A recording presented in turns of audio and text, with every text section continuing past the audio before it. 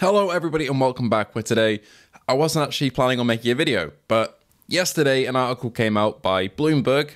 As we often see about PSVR2, Bloomberg throw a lot of articles at the wall to see what sticks, and yesterday was no different. They put one out claiming that PSVR2 production has halted as Sony is selling their backlog at the moment, and to be honest, as a statement, I think that that is probably true. There's a lot of PSVR2 headsets that have been produced. I think around 2 million they plan for launch, so they're probably sitting on quite a few right now. There's no need to make more because the sales for VR headsets in general aren't as big as normal consoles, and PSVR2 definitely isn't selling as well as, say, the Quest due to its tethered nature. You're needing a PS5 and its price overall. So yeah, I think this is actually probably accurate, but there are statements within this article, similar to the IGN one that came out a little while ago, that are just disingenuous and wrong. This isn't going to take us too long to go through, so this video isn't going to be too long at all. However, there are a couple things I want to talk about in terms of this article. The first thing I want to touch on, though, is the author themselves, Takashi Mochizuki. I think I tried to pronounce that as well as possible. Essentially, this person, this author, has propelled a lot of PSVR2 articles over the last couple months and even over the last year, and hasn't really been the most accurate, to put it lightly.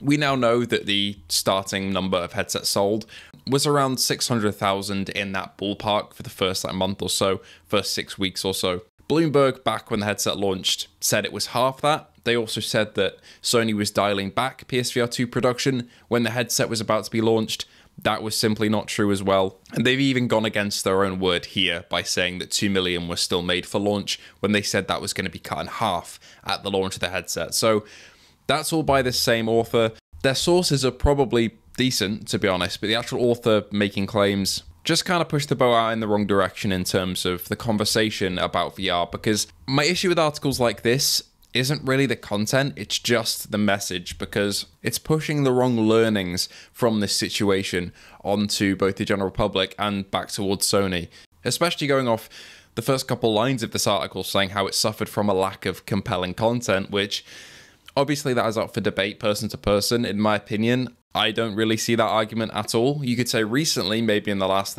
2 months or so, we haven't had any big PSVR2 games. But even just before that, we had Resi 4, we had Vertigo 2. And over the entire lifespan, on top of those, we've got Resi 8, Gran Turismo 7, Horizon Call the Mountain, No Man's Sky. These are big games that either you shell out for a PC to buy and play through mods, or you just play on PSVR2 because there is no other option. So for the argument of lack of compelling content, I just don't really get that, and it is something that gets people to click on the articles though when they see this sort of talk, so I do understand why it's here. It's just frustrating to see it being here.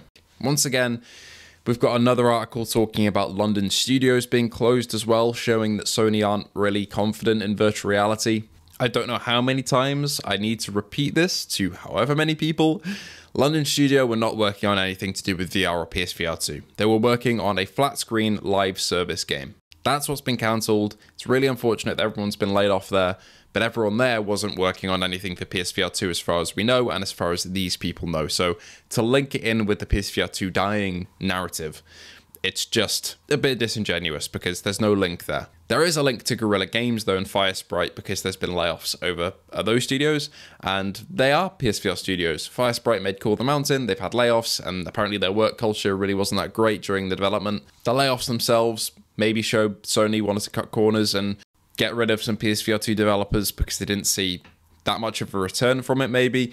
That's a genuine point you can make. London Studios is not. Same as the IGN article that came out a couple days ago. The point that shipments have declined each quarter since launch as well is true. I mean, we see that at most products like this, accessories like this. The hype is around the first couple months and then it will die off and then resurge as better titles come out over the course of the coming years. And I have got to give credit to other companies like The Verge and Eurogamer who've taken on this article. While they've kept the same headline and everything, they have brought up the point of there being AAA games on PSVR2 and kind of dispelling the narrative that there's nothing to play. But the original Bloomberg article doesn't really say any of this. They just say that there is no content, which just isn't true at all. Their final point though is talking about PC compatibility, and that's kind of a play to try and get its popularity expanded. And well, yeah, of course it is. I agree with that, and the message we shouldn't really be taking from that is that, oh, PSVR is a dying headset or VR is a dying medium in general. It's a medium that's growing. We're not going to see a decline in the VR market. If you've looked at the analytics of the past couple of years, it's just getting larger and larger. And to try and put a narrative against that, I don't think that's going to age very well.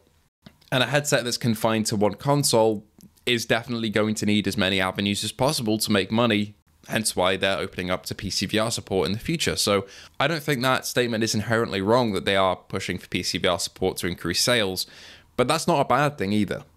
Anyway, that pretty much covers all the topics I wanted to talk about with this new Bloomberg article. It's the same author as all the other ones, which have just been dispelled and have not been very accurate, both towards PS5, Sony, and PSVR2 over the last year.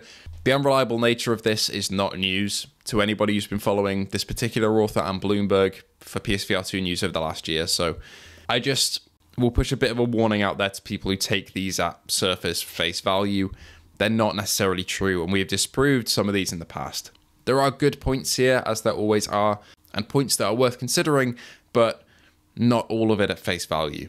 Anyway, thank you all for watching. It's just been a short video today to talk about this article, but I hope it's been a bit informative, if nothing else. Please do let me know what you think of this article and the IGN one we got a couple weeks ago. Thank you all for watching. Thank you to our patrons, Luke Bentley, Phil Irving, Ace Gamer, and Hazit Mirza. Your guys' donations every month help the channel keep on going day after day and month after month. And if you want to join the Patreon or YouTube membership, the links are in the description, starting and ending at $3 a month. Anyway, thanks again for watching, and I'll catch you all in the next video.